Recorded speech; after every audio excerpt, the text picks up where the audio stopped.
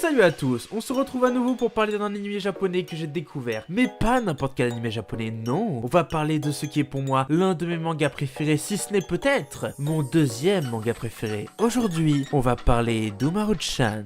Primato Umaru-chan est un manga écrit et dessiné par Sankaku Head, publié depuis 2013 dans le Weekly Shonen Jump, qui est un peu le saint graal pour tout manga qui se respecte, et qui raconte l'histoire de Umaru, une jeune fille parfaite, douce, intelligente, empathique, la plus belle du lycée, tout le monde l'aime, tout le monde l'adore, genre pas comme toi, mais une fois rentrée chez elle, elle devient un petit tas et passe son temps libre à jouer aux jeux vidéo, regarder des animes et bouffer n'importe quoi, totalement comme toi. Seulement, Umaru tient beaucoup à son image de petite fille parfaite au lycée et ne veut absolument pas que son vrai comportement se découvre. La seule personne étant au courant de ces deux facettes de sa personnalité est son frère Doma, qui possède l'appartement où ils vivent et il travaille tous les jours pour le garder. Et à ce speech de départ vont s'ajouter quelques personnages très goûtus dont je vais vous parler, mais avant, il faut vraiment que je vous parle d'un gros problème. Je suis une merde desséchée toute nulle pour retenir le nom des personnages.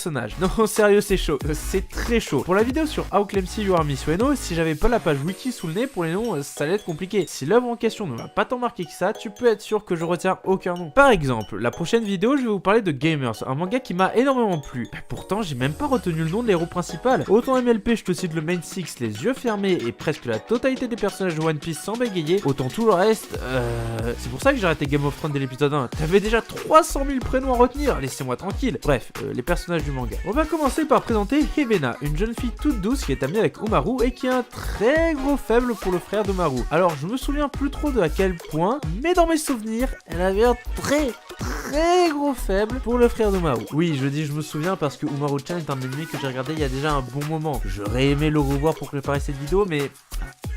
Allô le temps? Oui, ça fait 4 mois que t'es parti, je m'inquiète là. Bref, c'est un personnage que personnellement j'aime modérément, tout l'inverse de Tachibana, mon deuxième personnage préféré de la série. Pourquoi je l'aime? Parce qu'elle est cool et recool, mais surtout parce que j'ai un petit fait pour les personnages mignons et cette petite bouche la rend très mignonne. Voilà. Et on a Motoba qui est l'apprenti de Umaru-chan parce que... elle voudrait... Prétexte scénaristique.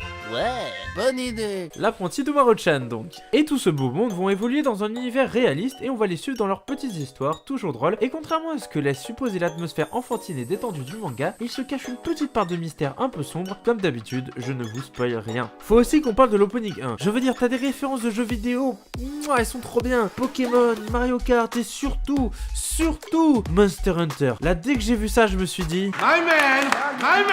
Et avant de finir, il faut s'avouer un truc, une seule vérité qui devrait être générale. Umaru, best waifu. Et c'est sur ces sages paroles que je t'invite à t'abonner à la chaîne, me suivre sur Amino. Et c'est tout. Umaru, best waifu.